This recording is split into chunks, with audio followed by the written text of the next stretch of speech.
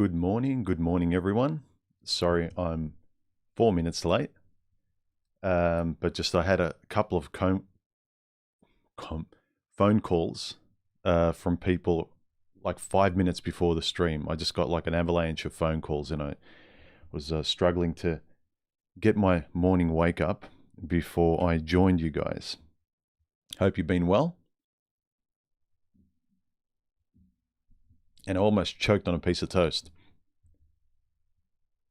Look, I don't have the things on the left. See, I didn't even have time to do that.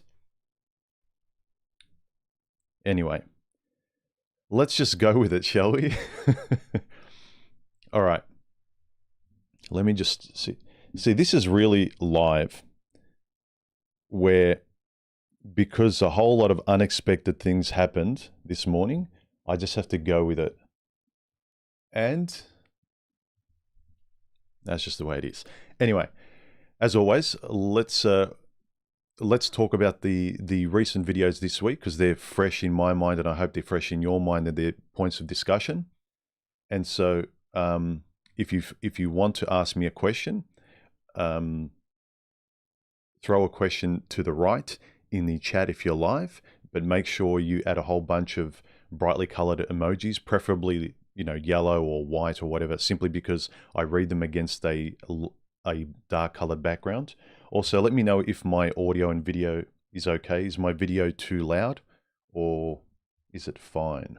Let me pop out the chat. And guys, you can fire away any questions you've got of me. Make sure they're civil. Make sure they're mature. Hey to all the regulars. Hey Donna, Davina, David, Roman, Feral, Realistic Delinquent, Just a Guy, August Lion, Boffin, how are you, man? Boffin, the chat you and I had a couple of nights ago with Quaz, that inspired the latest little video I did. So that was a direct result of that. You probably recognize it. I'm not sure if you did. Vero, how are you? Ted1775, how are you guys? Karu, how are you? Karu says, I need to talk about perfumes.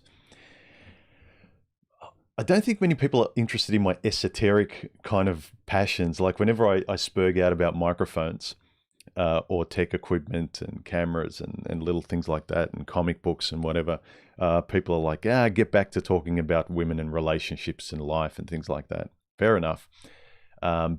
People are probably subscribed to my channel not because of perfumes and microphones and things, but because of my views on life and women and all those philosophical takes I have. But yeah, Karu's a fellow male cologne aficionado. I used to be much more in the past. I've still got a lot left over. I think I've got like 130 plus colognes that I have to really use up because I stopped collecting a couple of years ago. And after a couple of years, the pH starts turning alcoholic and it just kind of breaks down and loses all of its smell. So, turn my phone on silent. Hey, Donna. Sean, Rocket, how are you, man? Quaz, how are you? All right, let's get to it. If you want to ask a question, again, whole bunch of emojis, super chat me, hit the subscribe, hit like, all of those cringy things that I have to say to keep my channel alive. But if you can help me out, that'd be appreciated. If not, just you guys showing up and being part of the stream and liking and commenting on the videos and showing your support, that's enough. Anyway, a question I posed in the last video, basically I thought about, because whenever I do these live streams at the end of the week or following a couple of recent videos, I want to make the title of this encompassing the last couple of videos. And it was hard to pick a title to encapsulate the last two videos, because the last two videos topics are very opposed. Like there's nothing very common about them. So, for instance, like there's nothing common about getting what you want in life ethically and having sort of like having the will and courage to go forward with that, and then the way I conceptualize love from a woman's point of view in the same way a guy sees a car. It was really hard to find a common topic. But I came up with today's one, which is what do you want and what does she want? And I put what do you want first because you have to know what your principles are, but fair ones. And I always come back to the golden rule. You treat people the way you want to be treated. Now, if you're a perfectionist, you will need to find other perfectionists. But it's unfair for you as a perfectionist to impose that perfection on other people. But if they impose their standards and their perfections on you, you don't like it. No, you do things your way, but you demand that they do things your way also. So what you want needs to be fair. So for me, the golden rule is being cooperatively fair with someone. If the person's not for you, you recognize that. If they're a friend, and it's live and let live. If they're a lover, they obviously need to be much, much more similar to you because you're going to live with them day in and day out. And they're going to drive you nuts if you're around them all the time and they aren't exactly like you. So what you want and what do they want? And when you see those things clearly, I think you have less friction with women in general or people in general, because you recognize the people that aren't a match for you and you kind of let them be as they are. You can choose to spend as much time or as little time as you want with them. You don't let them really affect you as much because you recognize it's not fair or you're not compatible. So what you want is very important, but not from a selfish, solipsistic view where, no, only what I want exists and whoever doesn't want what I want is a bad person or they're wrong.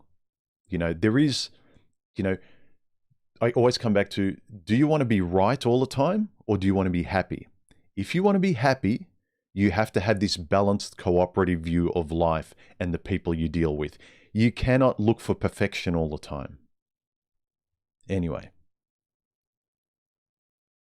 Human, wear your glasses. Yeah, I probably should.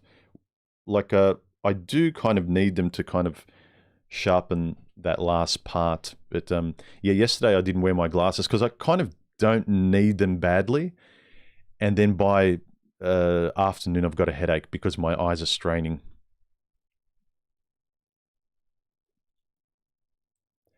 See, I didn't have time to set everything up the way I wanted exactly. There's like about 10% not set up the way I want, but it'll make do. So much so that I couldn't use this microphone because it's in shot and I didn't have time to even put it out of shot or adjust the camera. So I quickly just put this one in shot. I always have two microphones set up at one time. That's as much of a need for variety as I have. A couple of microphones plugged in at once, a couple of keyboards, so I can alternate between the two. Doesn't take a lot to entertain me. Sean C says, no, I actually am a tech head myself. Good. Fellow tech head in the house. And Karu makes two, and there's probably a couple of others there as well. All right. So basically the question... sorry, where was it? The question was, what do you want and what does she offer? This is the basic premise I'm talking about. So when you're very clear about what you want and you're not fighting the world, like, no, you don't let me have what I want. No, you generate what you want. You associate with people that are fair and will hear you out in terms of what you want and be kinder to you. You don't push them, they don't push you. But be wary of friends and girlfriends that keep pushing you to live in their world. And if you don't, you're a bad person in their eyes, or they make your life hell. What do you want? Are you being fair? Are you treating people the way you would like to be treated? The golden rule has been around for a while, and it's I love the golden rule because it's such a very short sentence that encapsulates a way to live life that if you always abide by that as much as you can consciously be aware of it, you will just have a much more tranquil life.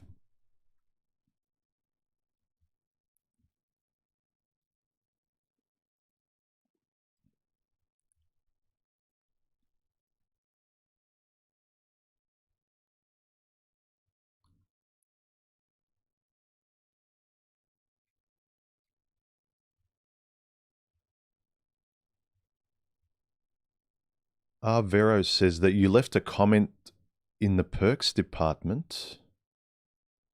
Let me have a look later. I wasn't aware that there was a comment section in the perks department after you become a member. Apologies if I haven't read it yet, but I wasn't aware that there was a comment section in there. Or was it that you just left a comment in the members section tab of the channel? Let me know, Vero. Smart Guy says, I'm a perfectionist, which is why I couldn't be with another perfectionist. One of us is enough. Well, bravo to you for recognizing that. A lot of perfectionists can't. I was kind of, to a degree, I'd say pretty much at my peak 15 or so years ago. But I realized that my perfectionism, really, I get joy out of it, and it doesn't bite me in the ass with these things, like creating things, like with objects and stuff and organizing my life. But when it comes to people, you cannot be a perfectionist, because you can't stand things not being perfect with other people. They need to be perfect in your eyes. But the hypocrisy is that you're not perfect, and you don't allow them to adjust you. So bravo to you for recognizing that in yourself. There's a lot of liberation that comes from that. If you have a high standard for yourself, without recognizing that you need to loosen that grip and let go, and you don't treat people that way. Like with yourself, be a perfectionist if it works for you. Like you've got a hobby, your routines, your fitness, whatever it is. That can go a long way into sort of giving you positive outcomes, like your health, mental, physical, like your routines. You're always hitting them. You're always disciplined. That's great. That kind of perfectionism. But when it comes to people, we are so varied. If you're a perfectionist with people and you demand that they're perfect according to your standards, you will end up alone at the end of your life, men and women. So it's good that you recognize that. Yeah, one perfectionist is enough. But if you recognize, like, don't let your perfectionism affect the people you say you care about. Even if you recognize you're a perfectionist, because when you're on autopilot, your perfectionism can spill over into your personal life, and it can cause problems. I remember I used to, one thing I just kind of got into the habit of letting go in front of people.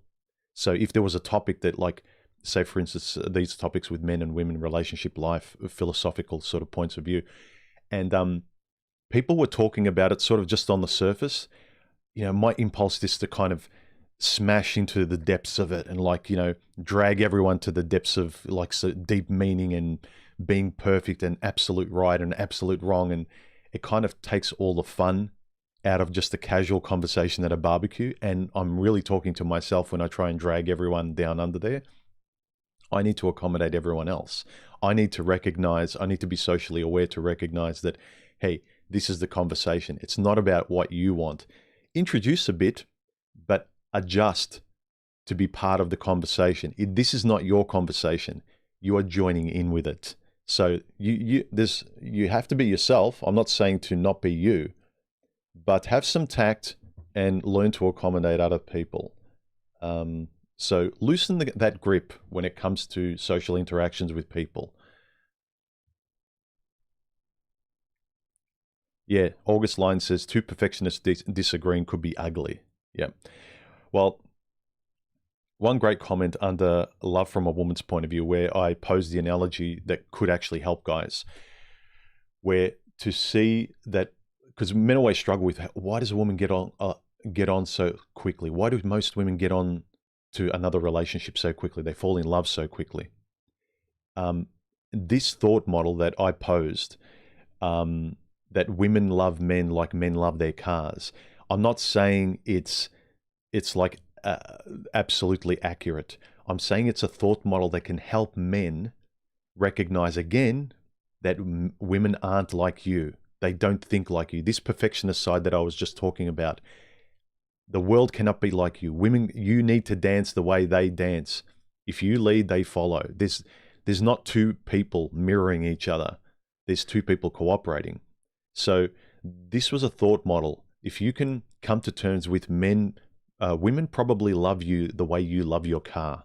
That if your car went away, you would be annoyed and very frustrated, but it would not debilitate you psychologically. It wouldn't cause you to have sleepless nights and go to therapy, things like that.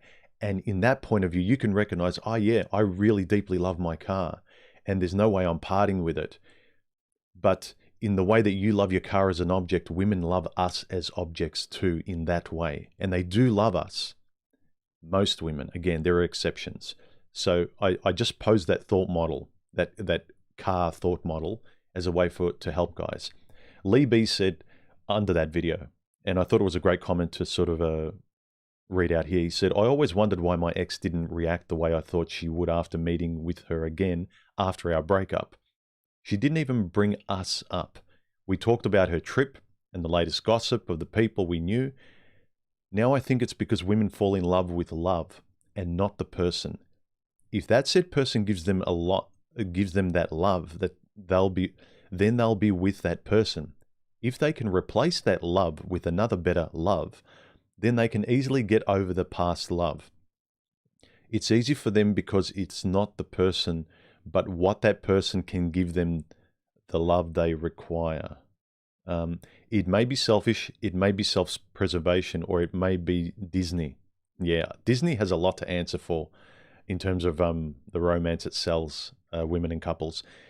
He continues, either way, it's a power I wish I had because this pain sucks. Yeah, as I said, there are some parts of women's ability to move on that I wish I had more of, not in a sociopathic sense, but for your own sort of mental health. I thought that was a really good comment. Do you guys have any comments regarding the last couple of videos that you want to shoot me? Just like ask me with a couple of emojis. Karu says, I want to live in a world where cynicism doesn't turn out to be right most of the time. I'm tired of assuming the worst and then it happening. And I don't want to be always skeptical. Yeah, I know. I talked about this with you recently, Karu. But again, it's kind of like, what's the alternative? Do you become a pessimist? Or do you realistically, I would say it's better to be realistically skeptical. Be glass half full, because if it's 50-50, then it's better for you to be more optimistic, because just for the fact of those neurochemicals help you feel better in your body and they're healthier and they don't act as sort of like a poison in your body, like always being negative and defensive and cortisol and blah, blah, blah. So if it's a 50-50, if you don't know the person, I would say philosophically, if someone just met you, you would hope that they would give you the benefit of the doubt. So I think we need to learn to give people the benefit of the doubt, but be skeptical until they prove themselves otherwise. So I agree. Don't do what the world and women are doing to guys, especially, where like guys are guilty and they need to prove themselves being innocent. We can't do that. I mean, you can do what you like and people can be as negative as they want. It does suck that your cynicism tends to be justified, but that's also when you look at the standards that are given, when you look at the worst kind of behavior out there is rewarded. When you look at intelligent conversations and YouTube channels and whatever, they're censored, but the ones that backstab, reality TV, that drama, the lying, Kim Kardashians and things like that, they're rewarded. They're held up as things we aspire to, as things girls aspire to, you know, guys like making money, being ruthless, walking all over people, and you're the king kind of thing. When you look at what's being rewarded, it makes sense why your cynicism is always actually justified. You're always right in your cynicism. But it all comes down to, are you going to just say, well, can't beat them, join them, live in that world, and spend your life fighting everyone and having your sword out? Or do you want to put your sword away and just associate as much as you can with better people? Your world becomes smaller the less optimistic you are about the average people out there, and that's fine. But I don't think you can, don't extinguish what the good things you can have in your life, the good people, the leaving the door open for the right kind of people, the kind of, do you know what I mean? Like, don't throw away the map just because most of it's shit. That was a bad analogy.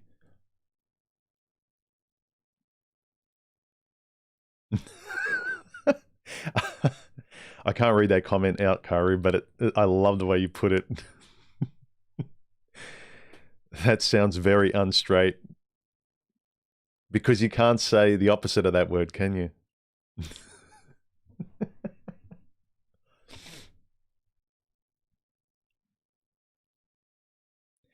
Just the guy asks, what does it mean when you ask whether one wants to be right or happy? Does that mean you have to live a lie in order to be happy? No, there's a lot of people that want to debate and they want to be right all the time. They want to prove that their point of view is right.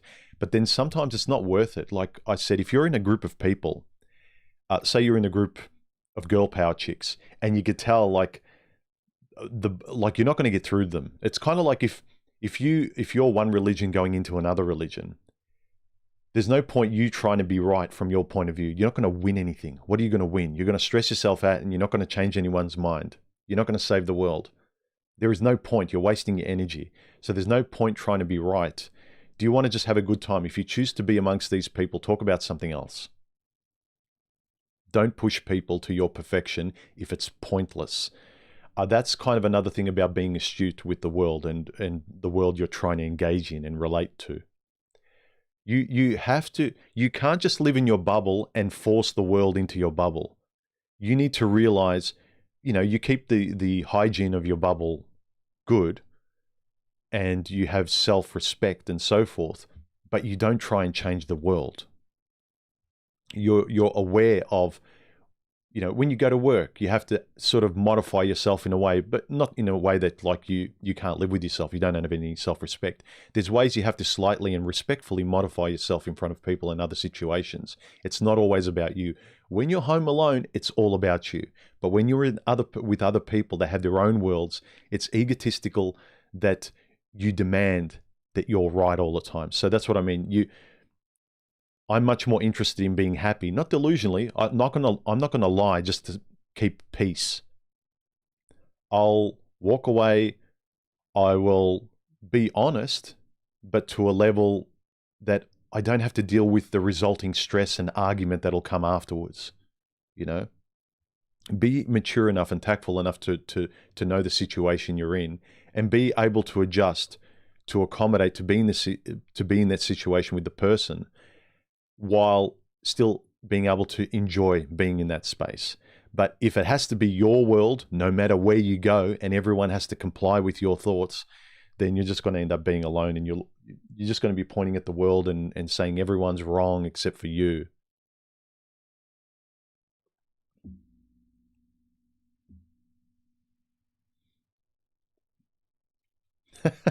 Roman says, I want a romantic dinner with you, human, so we can talk about cameras and microphones.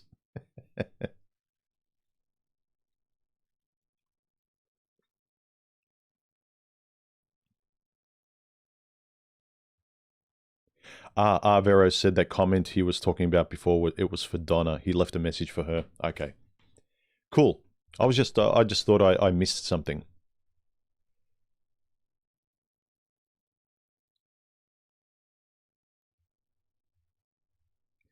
Remember, like, subscribe, and join if you want.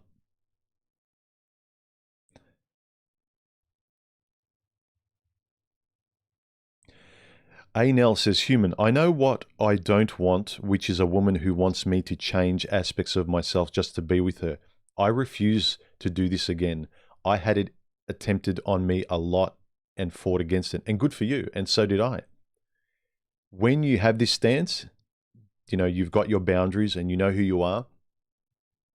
And objectively, if you know you've got friends and family that like being around you and they enjoy who you are, and if you can look at yourself from a third person perspective and go, you know what, I'm not a bad guy. I don't push people. I'm fair. I don't ask much of people. I don't have high standards of them. I'm not unreasonable. I'm generally an okay guy, reasonably. On the scale of 1 to 10, I've got my flaws. I'm like a 7 generally. Like you're realistic, right? You're not that perfectionist I was talking about earlier. Then you know you have every right to not change the good person you are, because all the other people in your life love you and like you, and you're proud of who you are.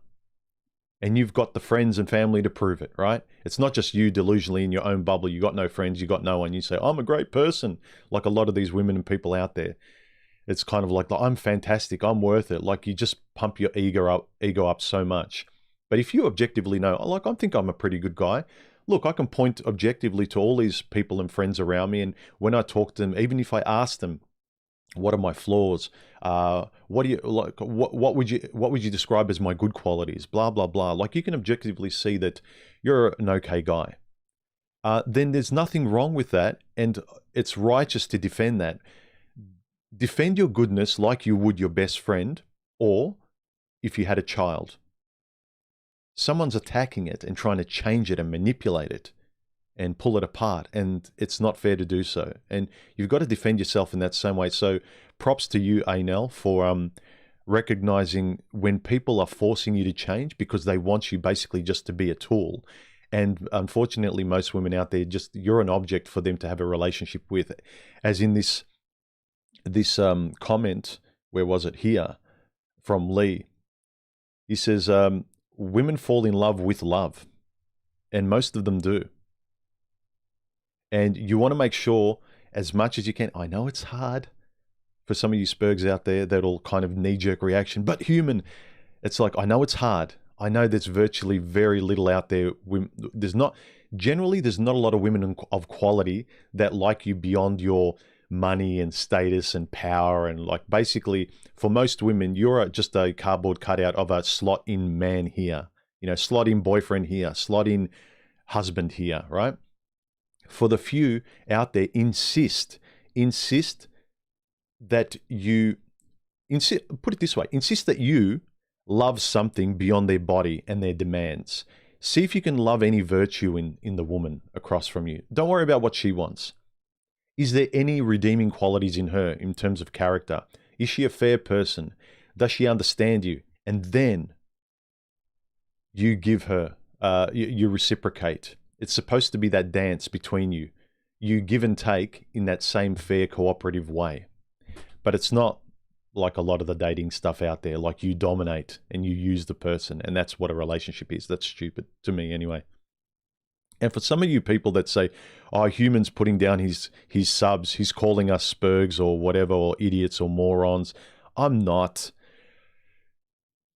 Almost all of my subs, I'm really proud and happy with you guys. Like I love my comment section. There are a few drive-by people that frankly, I don't get why they watch my channel. And I would be happy if they just didn't watch my videos. But some of them always come in and they don't even watch my videos. Sometimes they just look at the title. Or I say one thing, but they see what they want to see. Like I'll talk about, like the last video is an example, right? I'll say, make the best choice you can, be present, listen to what they're saying so you can really judge if this person's genuine over time. See if she contradicts what she says her virtues are. If she says, oh, I'm really a nice person, I give too much. Okay, I'll take you on face value. Spend enough time with her. See if she contradicts herself. Does she describe herself differently later on? Does she get to a point where she's annoyed and say, you know what, I don't give an F. If they don't like it, they can get lost. It's kind of like, well, that contradicts that last really noble Mother Teresa comment you made about yourself a few weeks ago. And then also see how she treats you. So in the last video, I'm saying, whatever you want, whether you're a guy who wants kids and a family, whether you want to just be on your own, whether you want a girlfriend, whatever you want, if you know you want it and there is a way to go about it to give yourself the best chance of success, do it. It's the same way as like all these guys talk about business. This is the thing that annoys me. Whenever I talk about the best way to go about having a relationship so you keep your self-respect and you judge it as being as honest as possible, like having an honest relationship so you're not walking on eggshells and you're getting out of a relationship what you want. You know, you want that support, you want good feelings, you want a good time. You don't want to be driving to your girlfriend dreading it and wanting to go home. You don't want to need so much time away from them, right? If you want that in your life, what's the best way to go about it? And you got all these, not all these, but you get like a few morons that come into the comments and say, LOL human, there's no such thing. You can't get a girlfriend. But then those same guys, they'll watch channels that say start a business. The chances of a successful business, 9 out of 10 businesses fail. Yet you'll say, yeah, starting a business is the way to go, but statistically that's going to fail more than a relationship. But then you pull out, well, half of marriages fail and 80% of women cause divorces. Yep, that's still a lot lower than 9 out of 10 businesses failing. Yet you're going to tell me that business is the way to go. It just, it tells me where people are afraid. That's all it does to me. You got no interest in business or women, fine, but don't tell me what's a lost cause if the statistical chances of it succeeding are higher, especially how I go about it. If I go in blindly dating any woman in a pretty dress who looks hot that I want to go to bed with, then yeah, all those statistics apply to me. The 80% of women filing for divorce and half of relationships and blah, blah, blah, blah.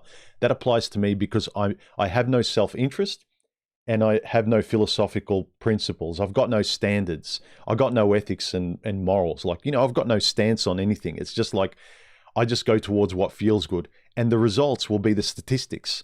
In the same way, if you just try to start any business, you will be one of the 9 out of 10 that will fail. But if you are a self-determined SOB and you've got the interest, you're passionate about it, you're obsessive about it, and you're forensically sort of just like you're a nerd about it, the chances of you being that 1 out of 10 that will succeed are very, very high. It's not like a 1 out of 10 chance. It's like a 9 out of 10 chance because you're one of those 9%. Do you get what I mean? The way you go about these things makes all the difference. As was it Confucius that said, the man who can't and the man who can are both right. How you go about things makes all the difference. Obviously, there are things that you're dreaming. It's not going to work. You can't jump out of an airplane without a parachute and expect to live. There's a very, very small chance, but it's approaching zero. Even if you do, your quality of life after you barely survive is not going to be great at all. End of rant. Any questions?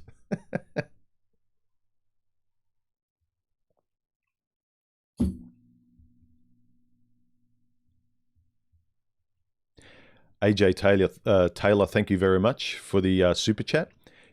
His comment or her comment is, maybe it's just me, but it seems like more and more the truth is slowly becoming that some people can't even give the bare minimum in relationships. This is true. You can blame a lot of social media because it's making us more and more introverted. And unfortunately, most people aren't born introverts or not as much. Sometimes I wonder, is this current environment the way we socialize online, social media? Social media was created by introverted nerds, and now everyone's socializing through it. And most people aren't introverted nerds, and they're not self-aware enough or interested philosophically to develop ethics and realize, like, where am I? Like this, why doesn't this feel good? Let me investigate why it doesn't. Let me not use this. Let me recognize the pull this has on me. But yeah, most people aren't. I said it a while ago. I was talking with my brother-in-law a couple of times, and we're talking about past relationships, and it was like, it's amazing how our standards are just like, you know what? I want to meet a nice fair, decent person, someone with good, fair character traits. Someone who's got etiquette. If you met someone in the street and please and thank you and like, excuse me, or that's not right, that's not fair. Just the basics of human decency. As I said, most stuff in life, the bad traits get rewarded.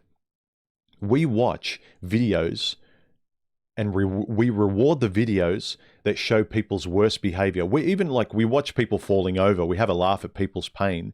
We watch people fighting on podcasts. We watch men and women arguing against each other.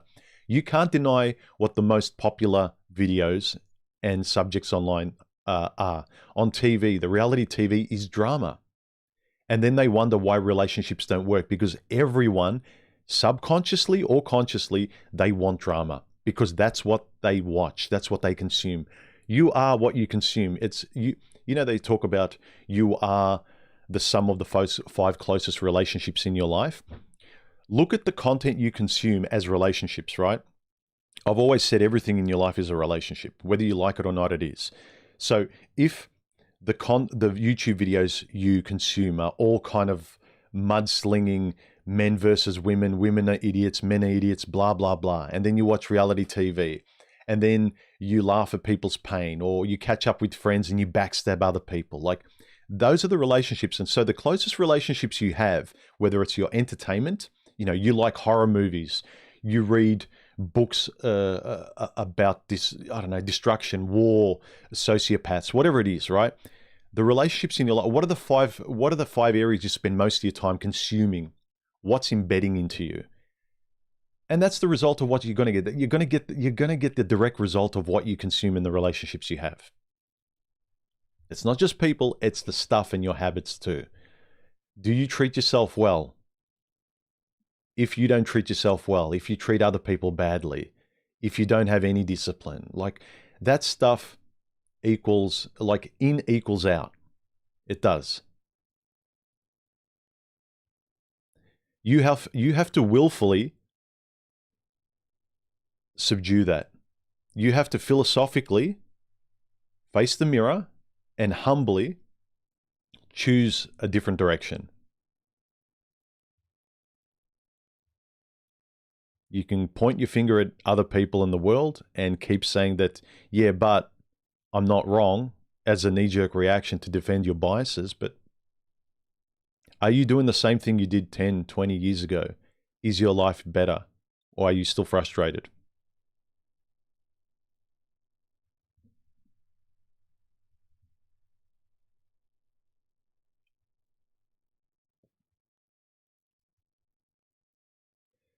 Realistic Delinquent says, skeptical means requiring evidence. One should be skeptical all the time.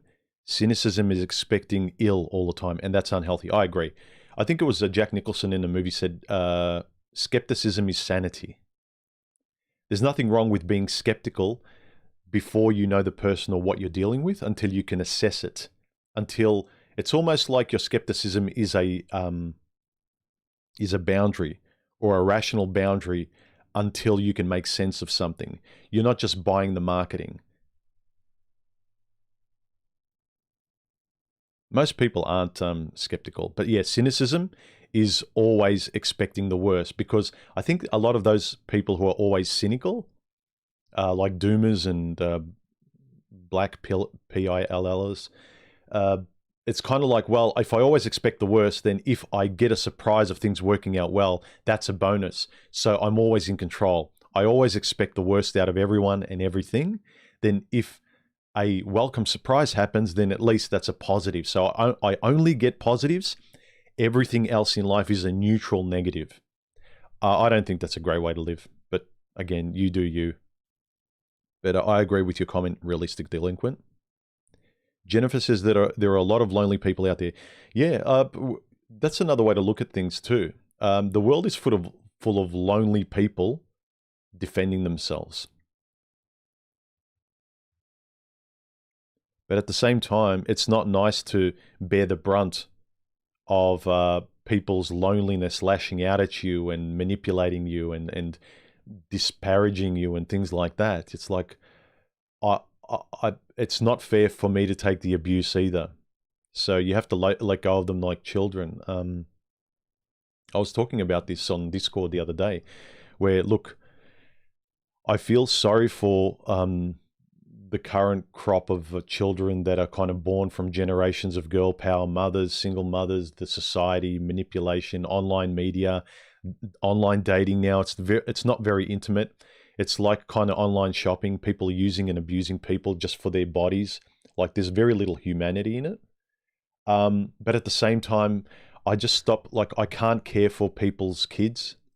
I can't care about your child more than you do.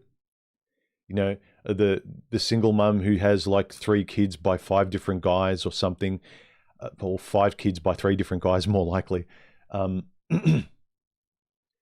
But she kind of can't control her behavior. She's like an alcoholic or whatever it might be, or she can't control her impulses. I can't care about her kids more than she does. I'm sorry. At the very least, like, maybe those kids need to suffer as an example for people to wake up in the future and treat their kids better. Because if she's not going to take responsibility for her kids, it's just going to show, like it's been showing, that anyone, men or women, but women especially with their kids, and yeah, girl power, we don't need men, we can raise kids on our own. It's kind of like your kids end up dysfunctional, and the next generation end up like this, sad, depressed, angry, lashing out, not knowing right from wrong, treating people bad, taking things from people. So I can't care more about anyone's kids more than they do about their own, you know? So I think I mentioned it in a video a while ago, that with women who have these issues, and people say, well, you have to understand what they went through in childhood. I go, like, I can understand it, but I don't have to tolerate it. I'm not going to do what her parents should have done for her. I'm not going to discipline my woman like the pickup artists say. I'm not doing the job that her parents should have done. You know, you would like to have a fair and balanced and cooperative relationship with someone, not be with a child. Thanks for, I think you upped your level, martial arts oriental medicine. Thanks for doing that in the membership.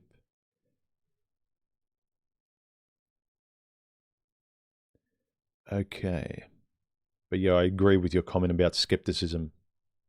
I agree with skepticism, healthy skepticism, but pessimism, no.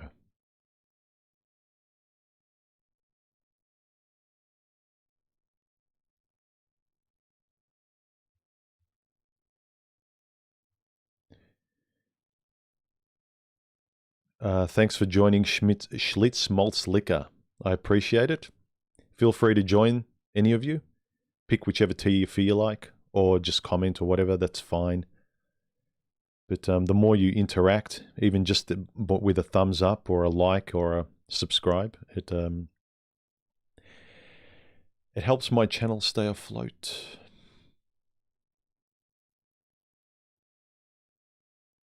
Put it this way, if my channel is dying, then there's nothing for me to continue giving life to something that's dying, kind of thing, you know? If I just keep putting out videos and putting all this effort in terms of like the quality of my videos and, you know, what I'm trying to sort of say and, you know, provide something of value to you guys. And it's not necessarily about you guys, but basically playing ball with the algorithm, then I can't, it's kind of like, it's hard for me to be incentivized to continue to provide life to something that continues to die in front of me. I'll try as long as I can. But yeah, thanks for you guys who have joined. I really appreciate it.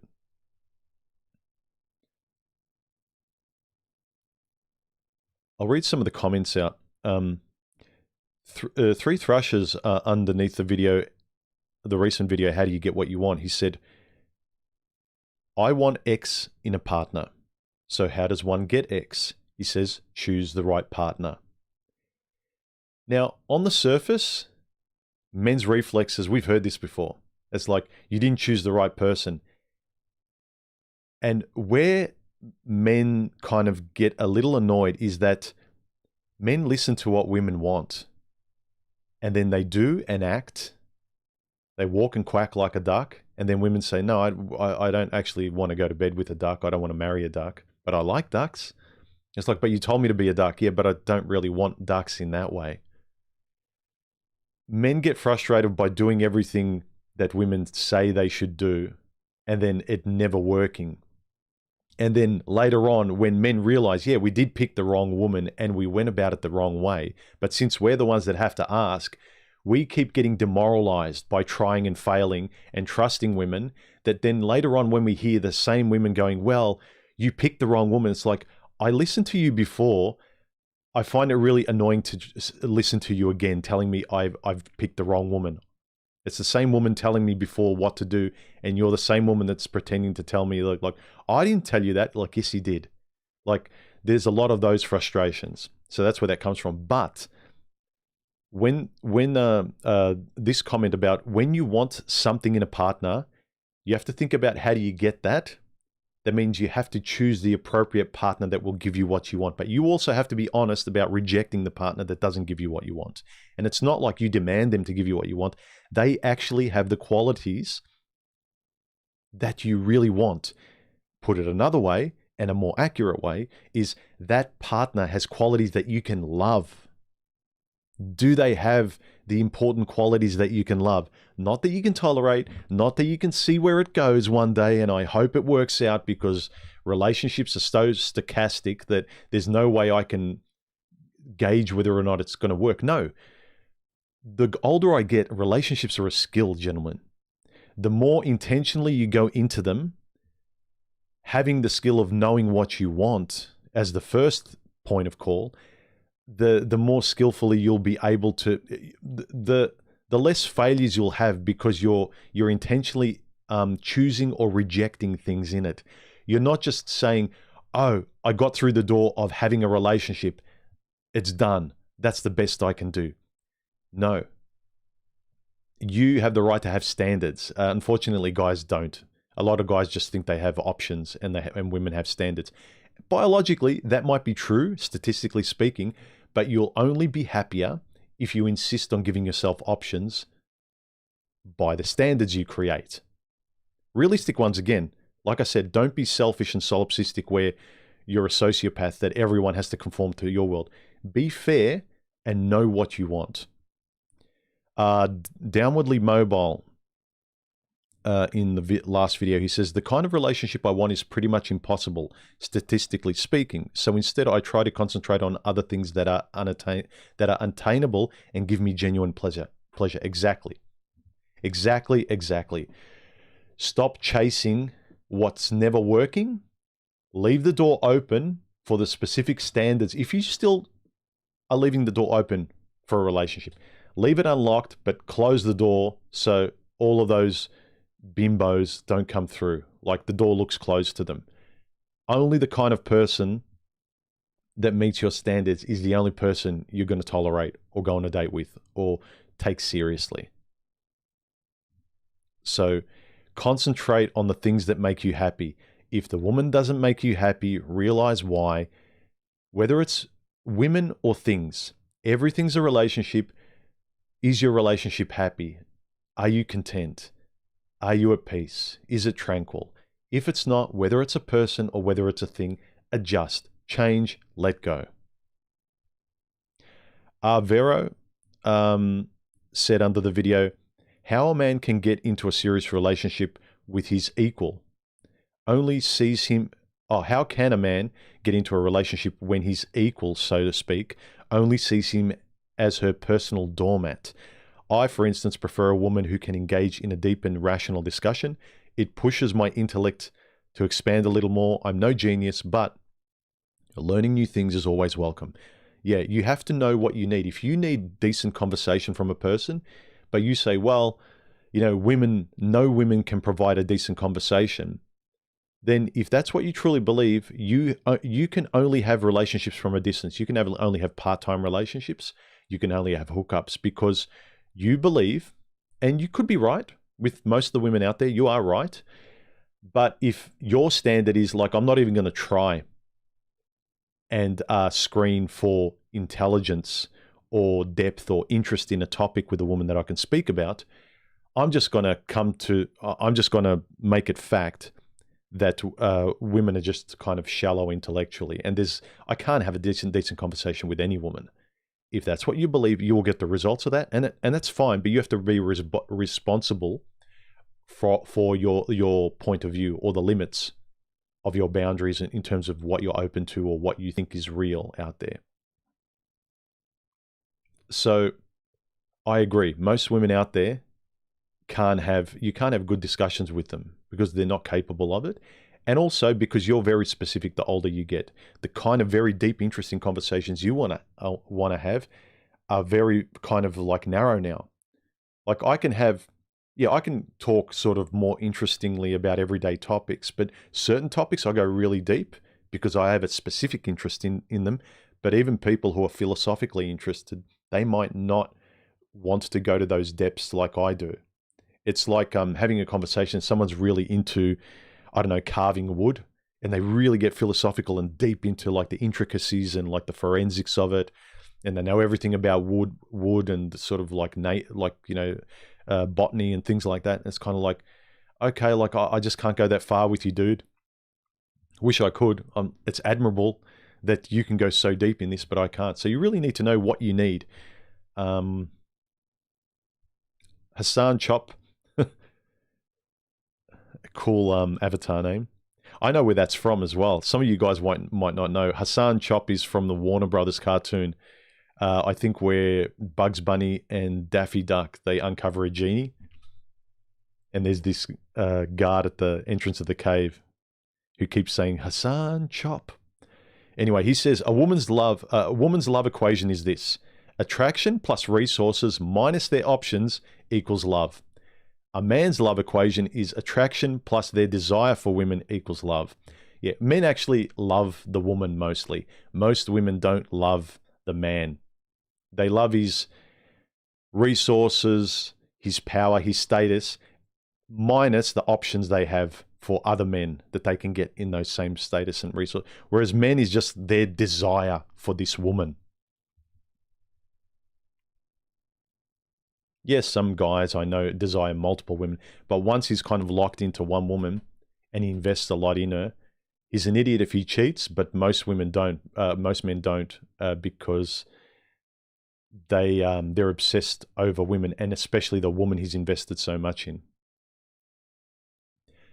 Under the video I made, How Do You Get What You Want, the recent one, I wanted to put this comment in there. The commenter, the buck passes here, said, I posed the question, how do you get what you want?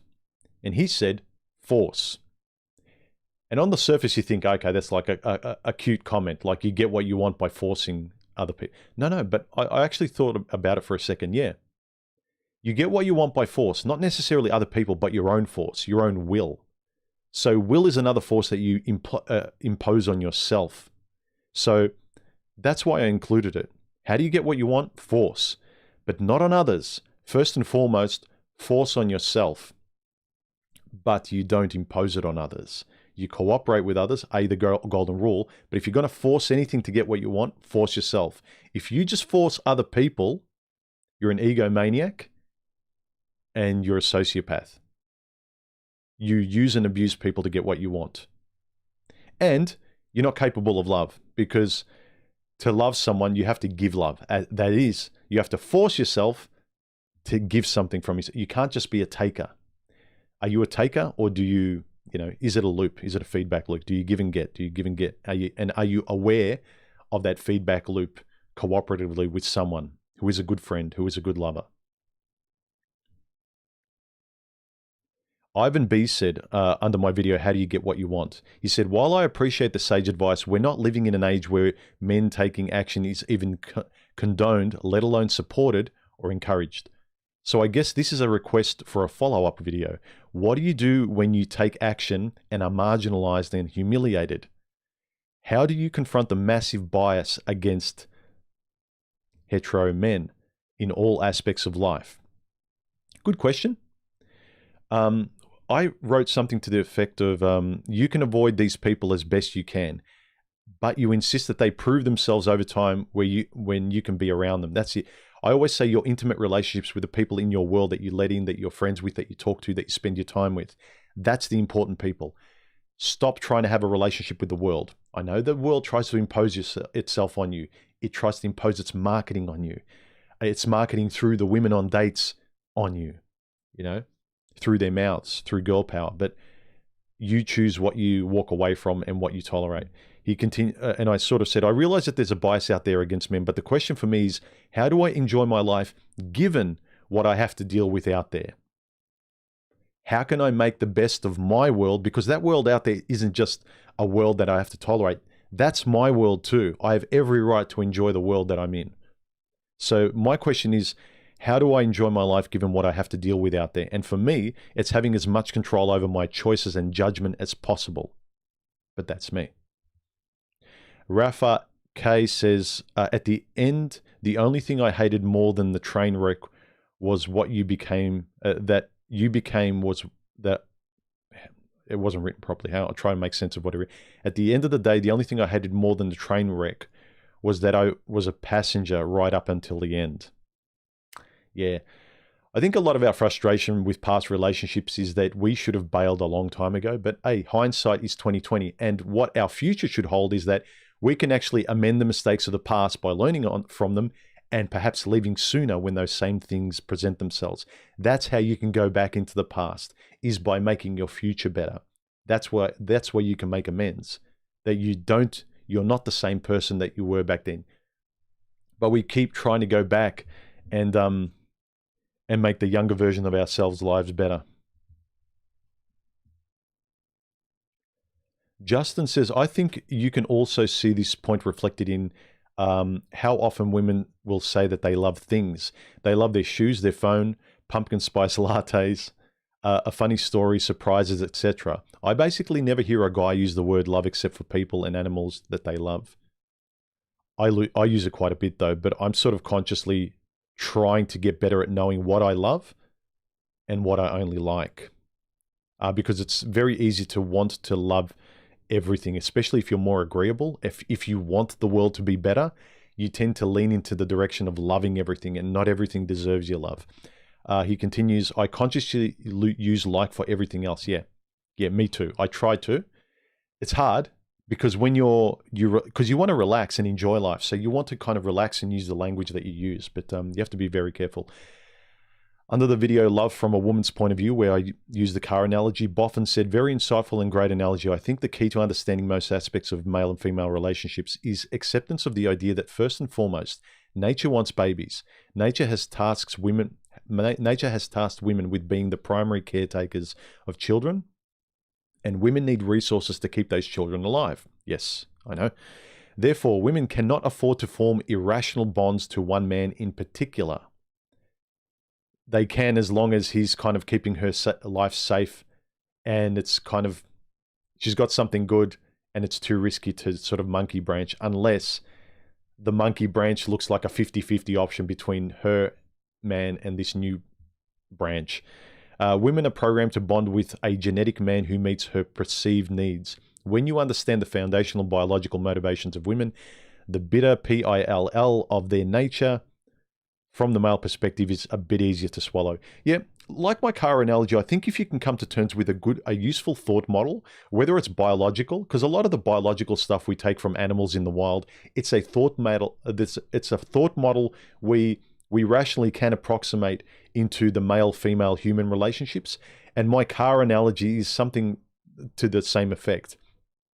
Using a rational kind of thought model that can, one, ease your confusion about things, help you move in the direction you know you should, but you're anchored to the past and you can't let go.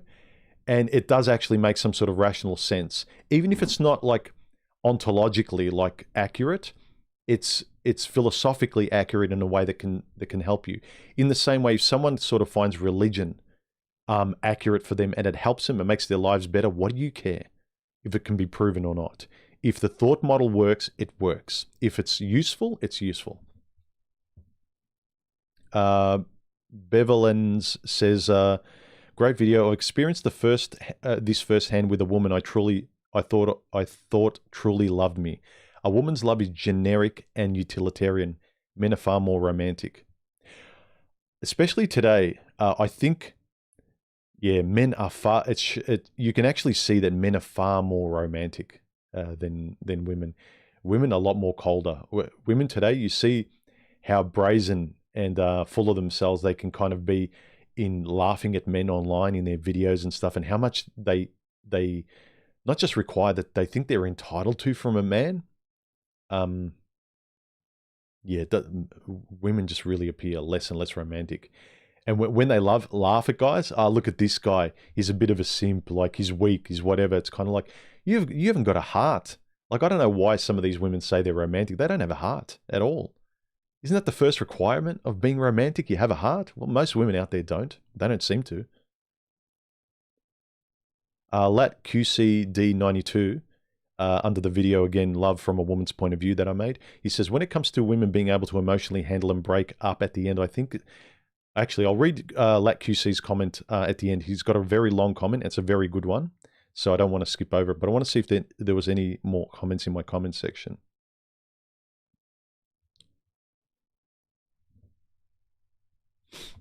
Quasi Mandai says, I would disagree with the need for a relationship to be tranquil. I would prefer dynamic, but most importantly, the goal is mutual empowerment and growth. Yeah, but I don't think most people, I disagree with you somewhat there, Quaz, but that's fine. See, this is the difference. Guys can disagree and they can still be buddies. My ex required a lot of drama and conflict and dynamic aspects to it. I require a lot of tranquility and consistency. Within that, and that I guess is my boundary. My stability. That's my Maslow's low level, right? If I have that, I'm fine with dynamics and trying this and trying that, as long as our base is fine. Unfortunately, most women want to knock out the base consistently. They want to play musical chairs. No, for me, I want that chair to be there. And then once we're on the chair, wave your arms around, make as many different movements as you want. Let's explore different things. Let's grow. But let's build a foundation. If the foundation is built on water, then we can't go forward. And then she's not going to feel secure. But yeah, like, I would say I agree with, there needs to be interest. Like, I need interesting conversation, being able to enjoy talking to the person. Because I'm interested in my everyday life. I don't have an exciting life, but it's always interesting. And I would like that same everyday interest to be there with the person I'm with as well. But I think you require a bit more, you require less tranquility than I do, Quaz. We're just different in that regard. But from what we talked about last time, I would say that we both need some sort of stability, because, like, how the heck else are you going to trust the person? Because if you trusted them in a moment yesterday, it's like, well, I don't know if they're the same person again, if they've switched, and if I can trust them. So if you can't trust them to be foundational to an ethic or a principle, like, those are the things you should love. It's fine to enjoy dynamic, but not with the virtues and the ethics and morals. They should be consistently solid, and they should not change. You can refine them cooperatively together in conversation and adjust your direction in tandem in life. But I think far too many people hear, we need challenges in a relationship. And that's where a lot of guys pick women who are completely not matched to them. They think it's normal to fight in a relationship. They think it's normal that opposites attract. So I think you're more self-aware, Quaz, in terms of, you know yourself and you know where the variety can lie, where you can have fun. Whereas most guys just buy the marketing out there that says opposites attract, conflict is normal, fighting is normal, you're always going to be pulling each other in different directions. Men and women are different. It's always going to be chaos. But hey, you get a warm body to kind of, in the bedroom, and that's it. That's the payoff. To me, that's kind of a very sad life to live.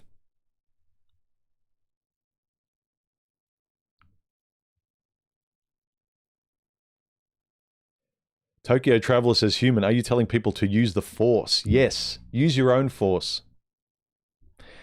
Again, think about why movies like The Matrix or movies like Star Wars that talk about the force. What are the physical, philosophical and like self-determining components of that? Like, why does that inspire people? Why is it so compelling? Like the force, the will to make things happen. That should actually tell you a lot. That's why those things are popular. They speak to a lot of our will to be able to change our lives and do good in the world and improve our lives. Not just be pedestrians in our own lives.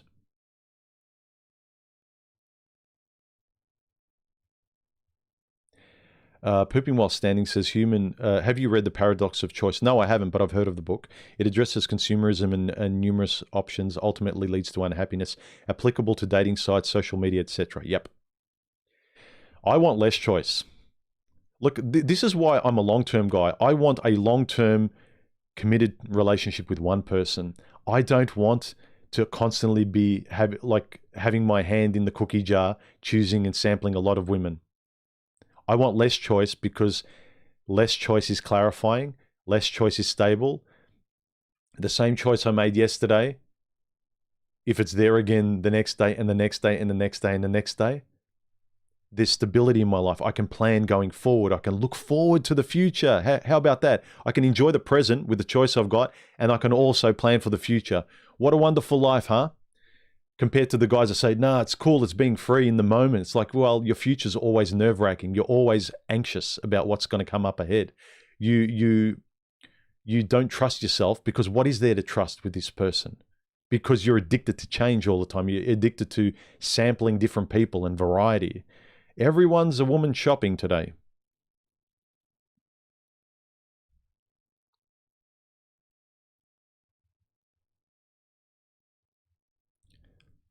Jennifer J said, I thought romantic love was a no-no.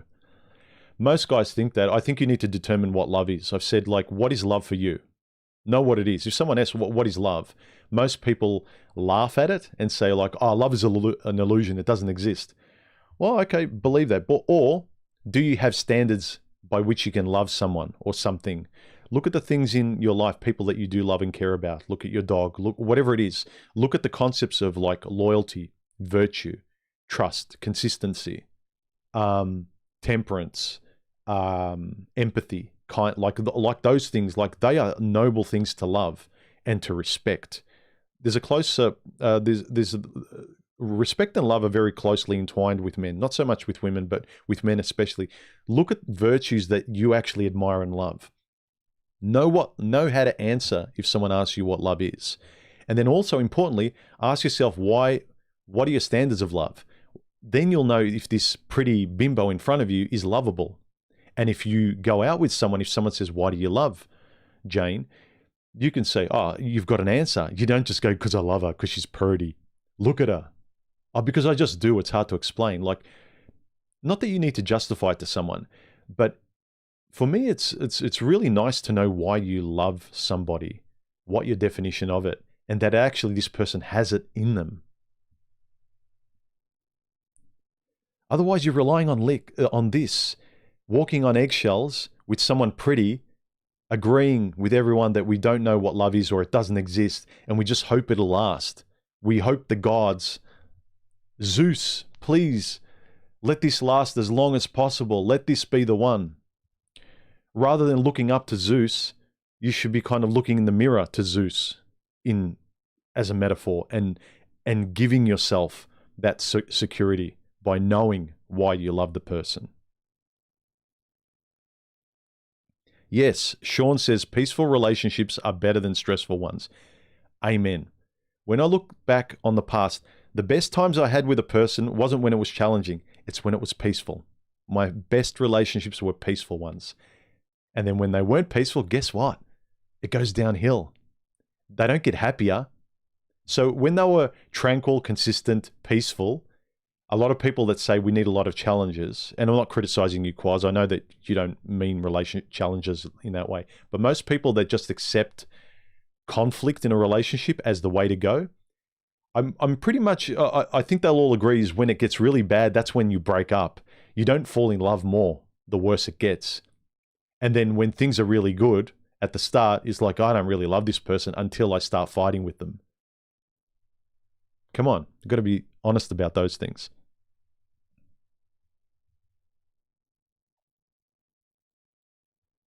Not many questions today, or maybe am I blabbing so much that I'm pummeling people with an avalanche of words?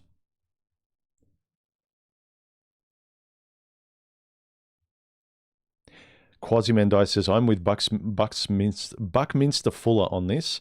Love is an actually measurable, real, cosmically important phenomenon.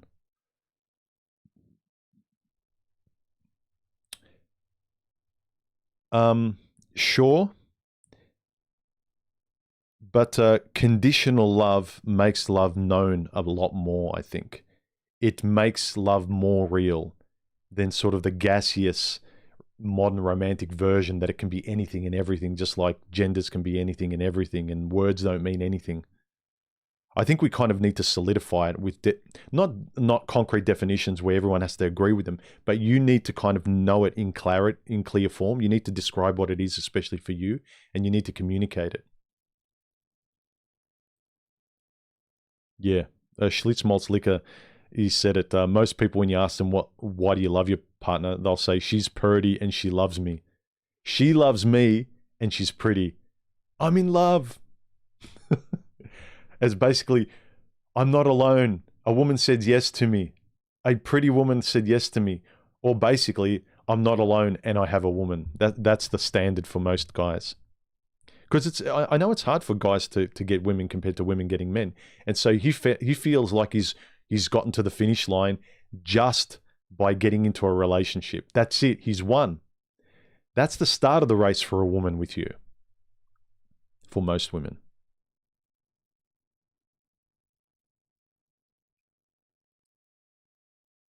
Look, if you don't have questions, guys, you don't have to ask anything. I was just kind of curious. There weren't many questions in the chat, but there are a lot of good comments under the videos. I'll read LatQCD's comment under the recent video. Actually, I can pop it up here. He said, LatQCD said, when it comes to women being able to emotionally handle the breakup at the end, actually, I'll increase the size so you guys can see it. He says, when it... Oh, come on. Will ya? He says, when it comes to women being able to emotionally handle the breakup at the end, I think something can also be said about the fact that women tend to check out of relationships well before it ends. By the time it ends, she's already moved on, while for men, they start the process of moving on right when the relationship ends. She broke up with you in her head before she actually breaks up with you.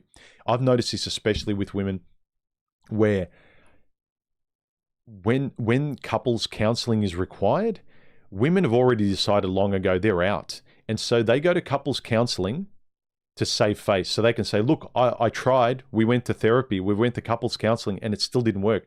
It didn't work because a lot of these women, they were gone. They just went there to kind of show and say, see, I tried. Oh, no, you didn't. You left. You left a long time ago. You just didn't want to be shamed. Going to couples counseling for women is a way not to kind of feel shame because they can point to that as evidence of them trying.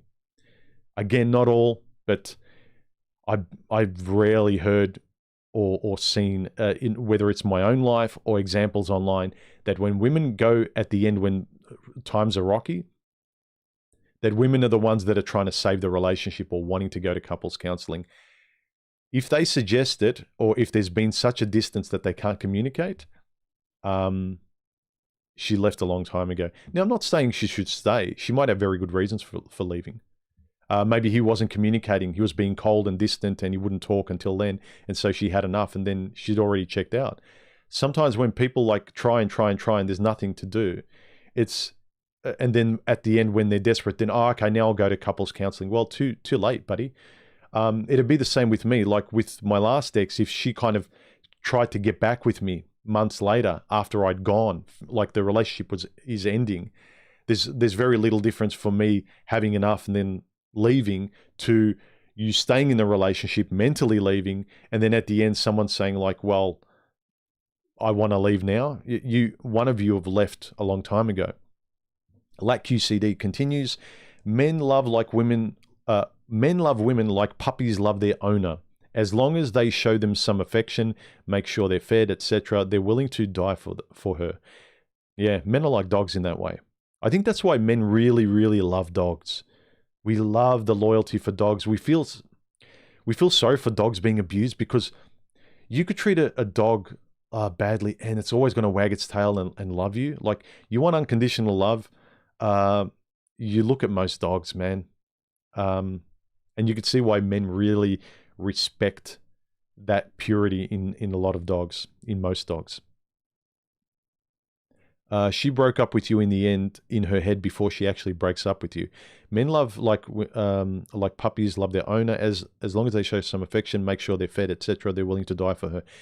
Women love men like they love an appliance.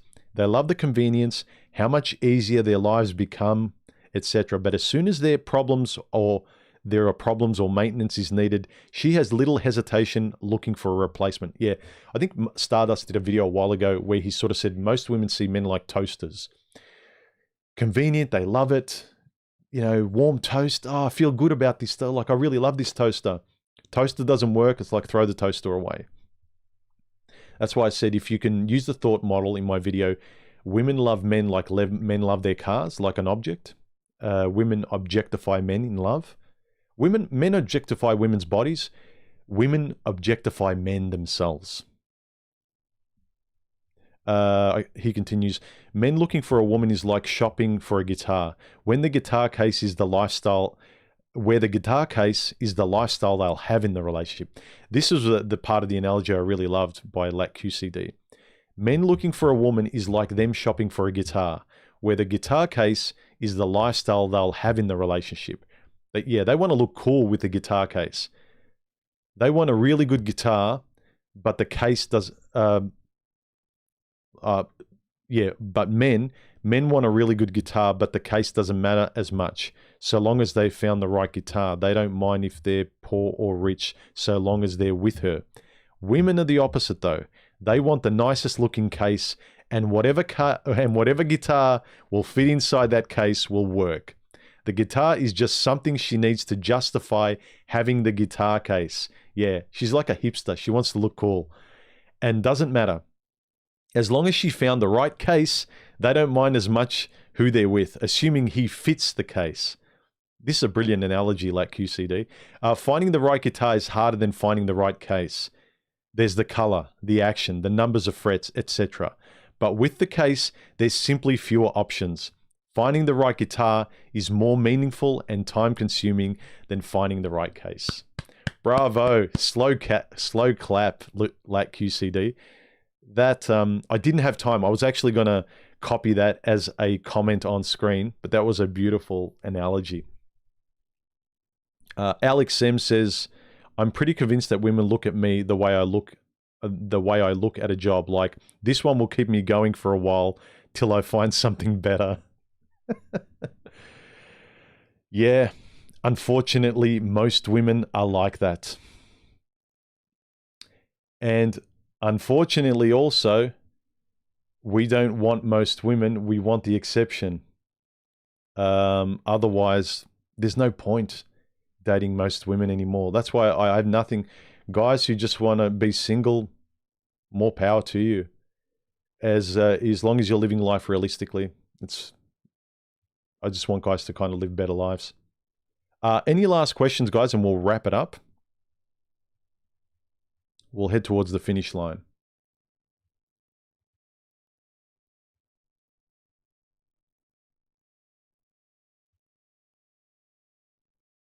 Yeah, realistic delinquent says, human only wants mushroom risotto. See, I'm the kind of person, I would be happy rotating the same 5 meals through the week every day of my life for the rest of my life. I'm fine.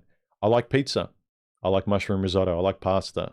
You know, I like stir fry. Like, I'm happy with just rotating those as constant staples. I don't need different meals every week. I find kind of consistent boundaries in my life good, and then within those I play. But I need boundaries that work for me, and then I'm fine to explore within those boundaries.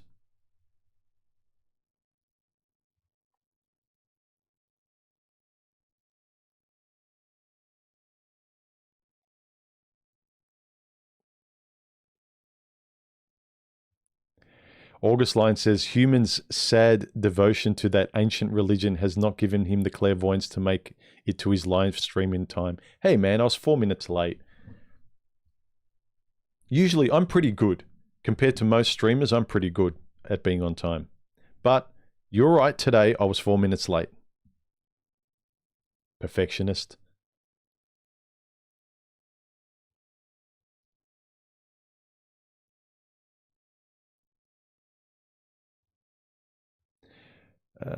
Let's see. Just a Guy says,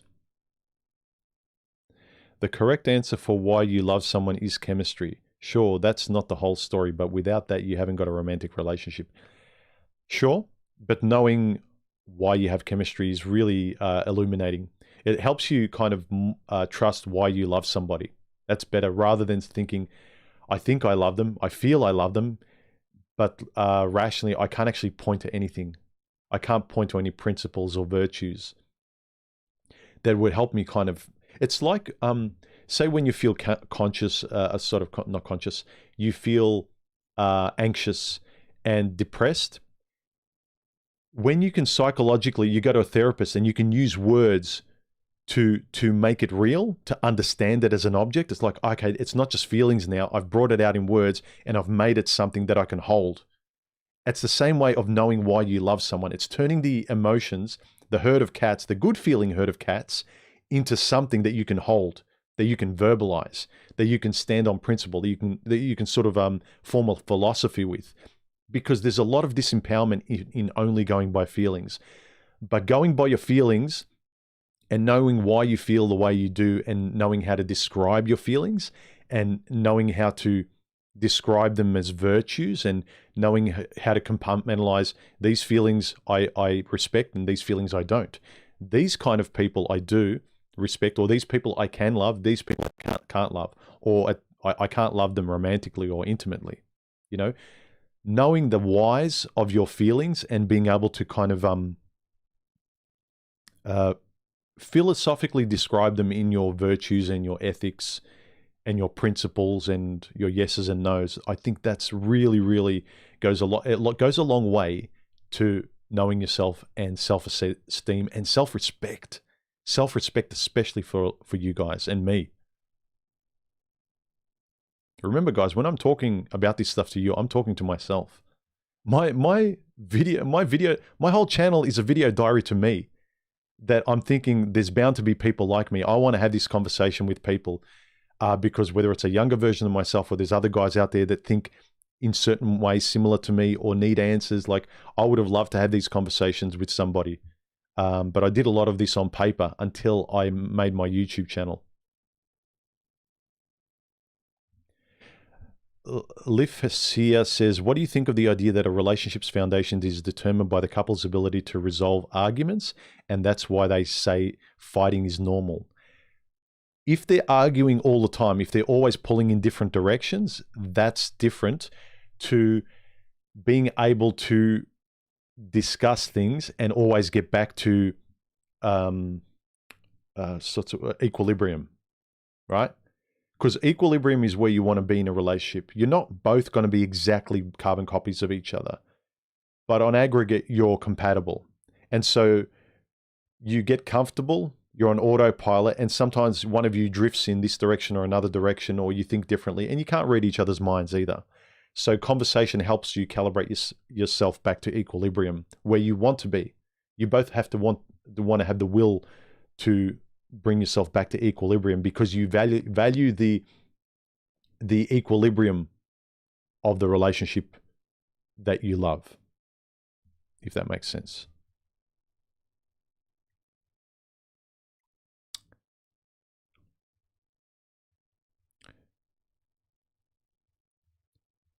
Any questions, guys? Please put a whole bunch of brightly colored emojis, preferably yellow or red or orange or something. just before your question, so I know it's a question.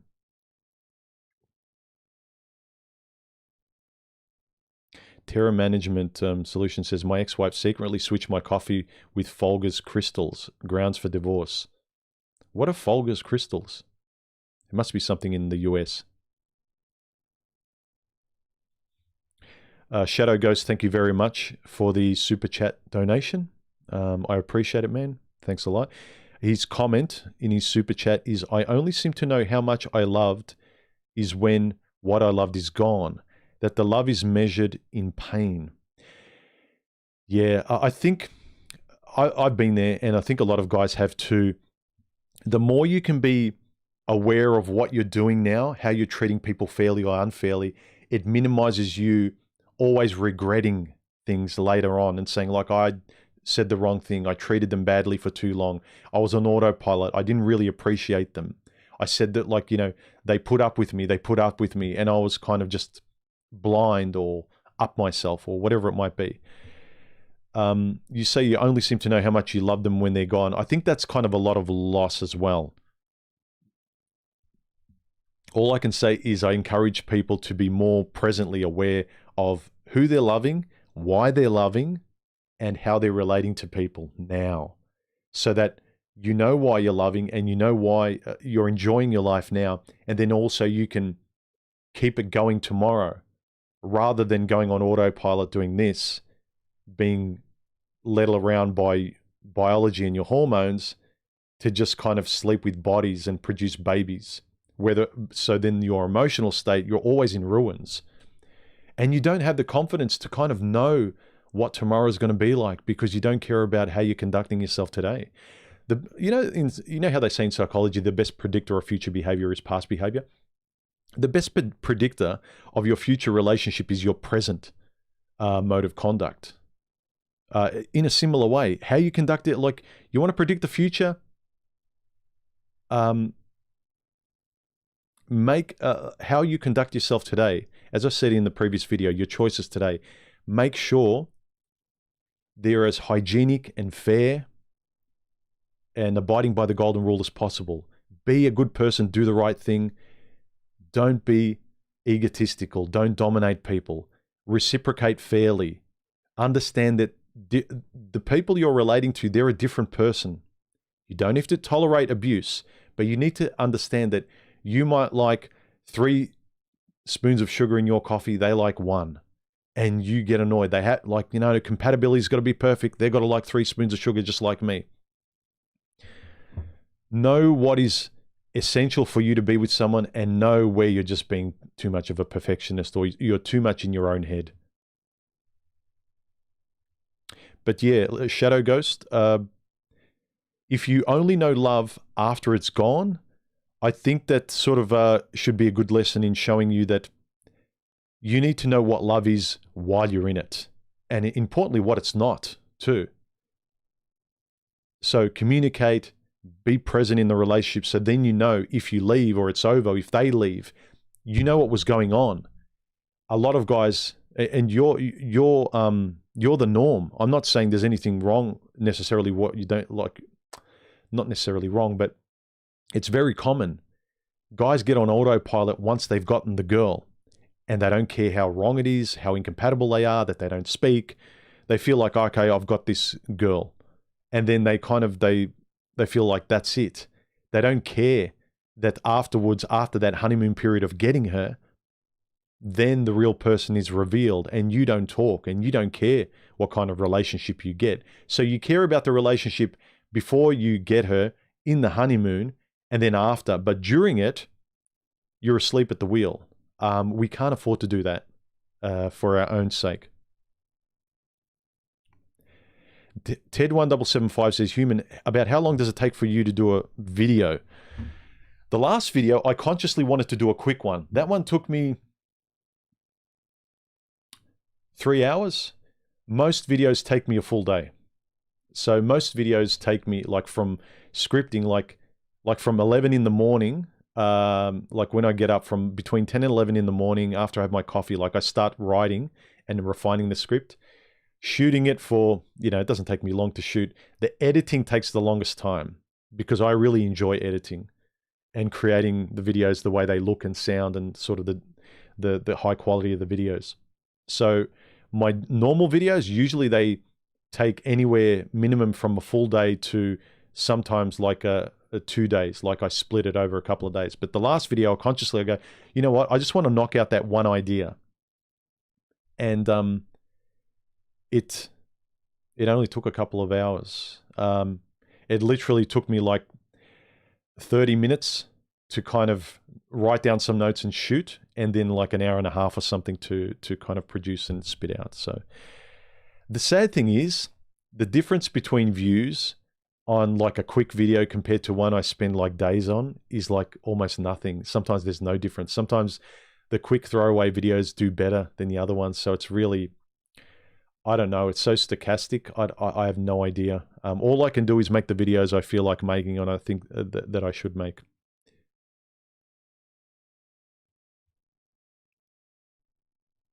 Martial arts, oriental medicine. He's added a whole bunch of emojis.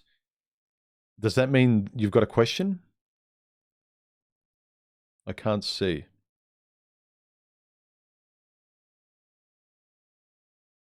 You haven't got a question after your emoji, so there's nothing there. Prince Revolver says, one of the #1 complaints men have in a relationship is women not showing any appreciation. Do you think we condition them not to showing reciprocation since we require so little? Exactly. I was going to say that.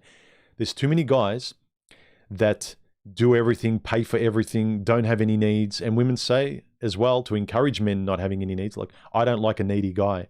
So men feel proud of doing everything and being the man and beating their chest and doing everything. And the woman doesn't have to lift a finger, and you can't ask anything of her, and you provide everything for her, whether it's money, protection, provision. You could take care of everything. She's just like a walking, talking doll. She's retired she's in a relationship where she's retired and you do all the work. You're doing all 100% of the work, and she's doing 0%. She's freeloading in the relationship, both psychologically and physically, by what she. So I encourage guys to have some needs. I know it goes against our nature, and especially like me, you've been used to being self-sufficient and alone a lot of times. You have to actually relinquish some of it and say, like, I'm a great cook. I'm a better cook than most of the women I've been with. Like, I actually can't think of, my last ex was a pretty good cook in my eyes. People that knew her probably wouldn't agree, but I actually think she was a pretty good cook. Aside from her, I was better a cook than virtually every single woman I was with. But I am happy to eat lesser food and appreciate a woman cooking for me. And I want to. So what was the question? Yeah, having some needs. I have to kind of have some needs. I can't be self-sufficient. You have to kind of, because the reason why you sort of submit some of the things or submit or relinquish or whatever, some of the things you could do on your own, because I can do everything on my own, is that to give them a chance to act in a way to show love towards you. Like, the kind of woman I respect is a woman who's responsible for herself. So obviously she'll be able to do everything for herself, but I want to do things for her, and she will want to do things for me, whether or not she knows it or not. So I have to want her to do things for me, and she has to want me to do things for her. Not demand, but you need to sort of lay down that armor and say, you need to be responsible for this and show me affection in a way a woman can, so I can actually love you by your actions, not just by words. Sure, a person can show you in rare actions when your car's broken down and they pick you up, or they help you out in a rare moment when you need them. But the repetition of them having certain role in your relationship and you having a certain role where, of course, like if I need to do things, I want to be responsible for it, but if I need her help, she'll help me out. But I don't want her to do certain things because I want to show my affection through doing those certain things. So have some needs, guys. Even if you're self-sufficient, you can do everything. I know you can do it. Have some needs, because it will do wonders for actually objectively seeing how you can love each other. And so all those women that won't even make a sandwich, that won't do anything aside from showing up, you don't need those kind of women. You want a woman who will do things for you. In the same way a woman likes guys who will do things for her. But you reciprocate in a male-female way. They're not the same, but they're complementary. That's the word I was looking for.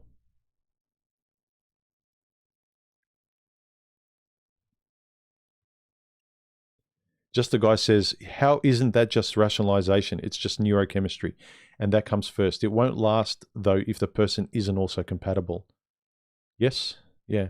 Compatibility is key, but knowing what's compatible with you is the key for you. Because sometimes people can see where I'm compatible because I just feel good around it. It's not good enough. It's really not good enough if you want longevity. Thank you, Martial Arts Oriental Medicine. Thanks for the super chat. I really appreciate it. He says, human, this live and last, great indeed to internalize this, if not is a hobby. Yeah, I said in the last live stream, if this stuff isn't applicable and important to you, that you use it in your life, this is just a hobby. All of this stuff that we jump up and down with about men and women and what's fair and what's not, if you don't talk about it and use it in your life and make decisions and say yes and no based on these things in your real life, if you don't apply them, all of this stuff is a hobby. If you jump up and down and you don't use it in your life, you keep your mouth shut, you keep going out with bimbos, you keep recycling the same types of relationships and then complaining about the same types of relationships, this is all a video game for you. This is a hobby. I don't care what you say. Look, I'll be charitable. I disagree with you. I respectfully disagree. This is a hobby for you if it's not applicable. This stuff for me, everyday stuff like this, like love, relationships, choices in life, morals and ethics, if it's not applicable, it's a hobby. Martial Arts Oriental Medicine continues. He says, let's help human patron members, blah, blah, blah. I appreciate that, man. Look, I appreciate any of you guys who become a patron, throw me a one-off donation through PayPal, or support the channel with like a small monthly donation.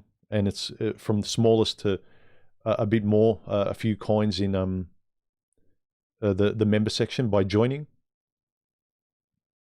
I think it's like as little as like the smallest I could find was like $1 a month or $1.50, whatever. But yeah, look, you don't have to support me or the channel. It goes a long way to just keep me putting a lot of time and, keeping the equipment up to date and all that sort of stuff. But yeah, my videos are free. You guys engaging with the videos and, thumbing up, and also the comments in the comments section, relaying your stories, mentoring other guys, sharing your experiences so everyone can kind of help sort of live better lives going forward. I enjoy that stuff. But yeah, if you want to join, subscribe, any way you can support the channel is appreciated. Yeah, Martial Arts Oriental Medicine says sometimes he feels like an extraterrestrial in this life. Yeah, I know. Well, if you know who you are and you're sick of trying to deal under everyone else's script, you need to just look for other extraterrestrials. They're out there, whether they're romantic or platonic, but once you realize this is who I am, you have to find other people that are sort of in that same ballpark.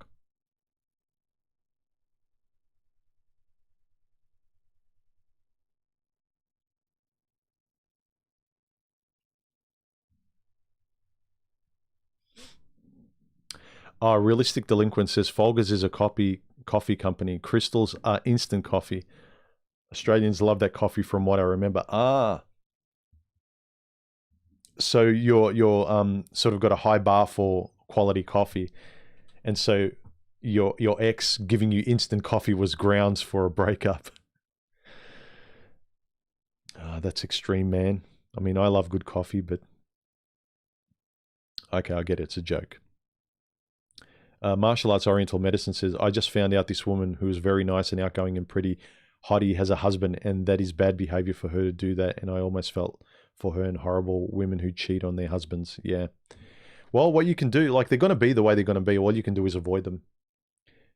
You can be proud of your life. Don't have your standards unrealistically high that you won't even have any friends or any possibility of finding affection or a partner. But also you don't want to have your standards so low. If being realistic is a bell curve, be in the middle and lean towards towards what your specific perfection, but don't kind of be absolutist because you're not perfect either. But having good standards is a very good thing. It's better than having no standards or low standards.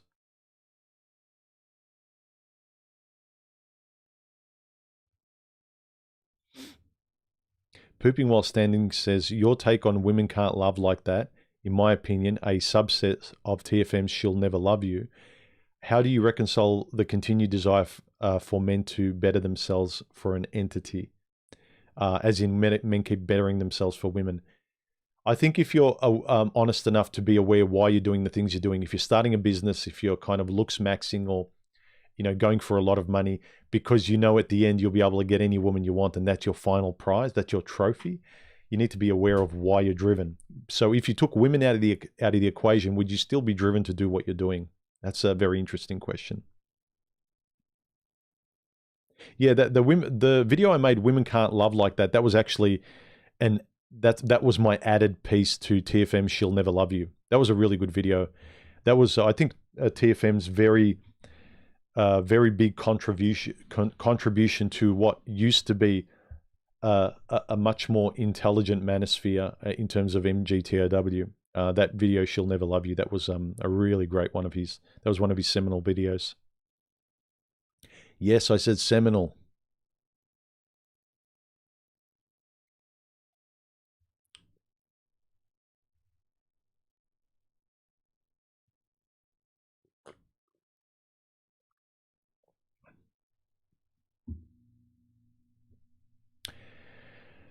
Kung Fu Joe says, human, someone who talks about fair doesn't understand life. Look, generally, I know life is not fair. The universe isn't fair. But there's kind of like an equilibrium that works out. The human concept of fairness is like life's not fair. I know that. But as much as I want to have a balanced and tranquil life with someone where I'm not used, that's the fairness I mean between give and take. Not giving 90% and the person barely gives 10 and they make you feel guilty for it. That's the kind of human fairness I mean. I know life is not fair, but human fairness. And yes, I know humans are part of life, but the relationships we have, I think for you to feel better about them and to feel better about giving in them, because you won't enjoy a relationship if you don't contribute. The fairness of your contribution compared to what comes back. That's what I mean about fairness in relationships. Yes, I know the universe isn't fair. It's neutral. It's a human concept, fairness. But that human concept in fairness is derived from our interaction between each other, not so much between us and the universe as a whole, even though we're connected. Feral Android says, my ex was a great cook. My ex wasn't great. She was good. All the rest of my exes were terrible, but I didn't care. I don't hold a woman cooking well as like a deal breaker, or even sort of as a thing that I need. I don't care. The thing I hold most high for a woman is just a good, fair, decent disposition. A person with good morals, and she's kind. Do you know how pathetic yet illuminating it is to say that the highest value I hold for a woman is a very, very kind woman. Yes, she's got to be compatible after that, but just as a primary, she's got to be decent and fair and kind, like just a nice person. Can you be a person that doesn't get off on making fun of people, of putting your foot on people's necks? And, you know, can you not be a cruel person? It's like, that's my standard. That's my number one. And it sounds pathetic because, like, you think it's the groundwork for any relationship. Otherwise, if you don't have that, it doesn't work. Compatibility is sort of key after that as well. But because I've met women who are nice people, but we weren't compatible, so it doesn't matter. And also sometimes a woman who's nice and decent, she won't give you the rest of all of her compassion and empathy if you're not the compatible kind of guy for her to give that. And I'm the same. Like, I've got a lot of good stuff in me that if I'm not compatible, if I know there's friction, walking on eggshells, and she might not be mean and treating me like crap, but we just can't get through to each other, I can't give her the rest that I would. So the second step of compatibility is very important too. You're not going to give a lot of your deepest, most vulnerable things to a person unless you can trust them, and you can only trust them after you recognize the compatibility. So yeah, first and foremost, a decent, objectively decent a person that's kind, who's not bitter, who doesn't get off on pain and stuff like that. That's very hard to find, which is sad today.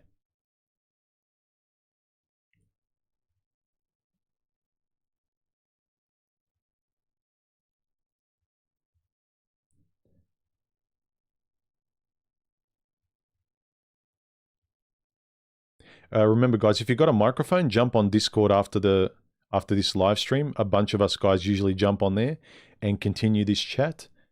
Just remember to give everyone a chance to speak. Sometimes people get excited and only like 2 or 3 people talk and 15 people just sit there and listen. And if you're happy to listen, fine. But let's make sure we don't interrupt and we let other people speak. Most of the time, we're pretty reasonable. Most people are like, oh, sorry, I didn't mean to interrupt you. But just sometimes we get passionate and then like 2 or 3 people are dominating the conversation.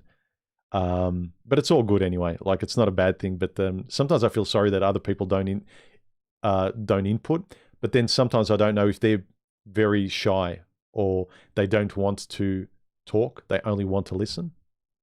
So yeah, if you've got a microphone, jump on Discord and join the chat.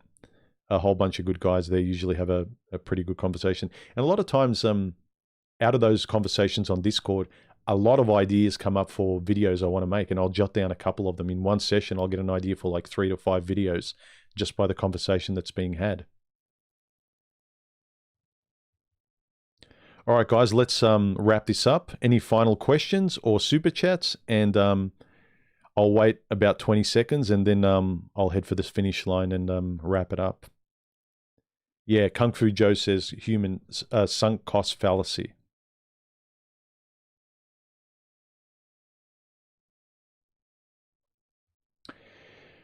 Yeah, like, comment, subscribe, support the channel any way you can.